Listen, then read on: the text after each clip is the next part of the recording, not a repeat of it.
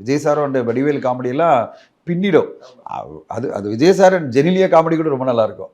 ஓகேங்களா? ட்விட்டர் ஃபுல்லாக அதை கட் பண்ணி போட்டுருவாங்க.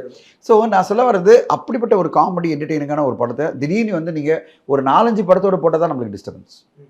தனியாக இப்போ வந்து இப்போ ஒன்லி குட் பேட் அக்லி தான் ஓடிட்டுருக்கு. 10 ஹவர்ஸ் வந்து ஒரு 200 ஸ்க்ரீன் வருது வச்சுங்களேன். அதோட ஒரு 200 ஸ்க்ரீன் இந்த படம் வரதுனால எந்த பிரச்சனையும் இல்லை. எந்த விதத்துலையும் யாரையும் பாதிக்கப்பட போதில்லை. ஆடியன்ஸ் வந்து பார்த்தாங்கன்னா அந்த படத்துக்கு வெற்றி கிடைக்க போகுது, அவ்வளோதான். ஸோ ஆனால் என்னை பொறுத்தவரையும் ஒரு படங்கள் நிறைய படங்கள் வரும்போது இந்த மாதிரி ரீலீஸ் வரக்கூடாது. ஒரு 4-5 படம் வருதுன்னா ரிலீஸ் பண்ணுறவங்க கொஞ்சம் அவாய்ட் பண்ணால் பெட்டராக இருக்கும். ஏன்னா அந்த படங்களுக்கு ஃபஸ்ட்டு வழி கொடுக்கணும். ஏன்னா அவங்க செலவு பண்ணி ஒரு படத்தை எடுத்து ப்ரொமோட் பண்ணி கொண்டு வரும்போது அவங்களுக்கு டிஸ்டர்பன்ஸாக நீங்கள் உங்கள் படத்தை கொண்டு வருவாதீங்க தான் நான் கேட்பேன். ஆனால் இது யாருமே நம்ம வந்து ரிக்வெஸ்ட் தான் பண்ண முடியும். யாரும் அவங்கவுங்க டிசிஷன் தான். அவங்க படம், அவங்க ரிலீஸ் டேட்டு அவங்க டிசைட் பண்ணுறாங்க. ஸோ அதில் நம்ம போய் ஒன்றும் சொல்ல முடியாது. ஆனால் ரீரிலீஸ் அப்படின்றது பார்த்தீங்கன்னா என்னை பொறுத்தவரைக்கும் ஒரு கோல்டன் கூஸ்.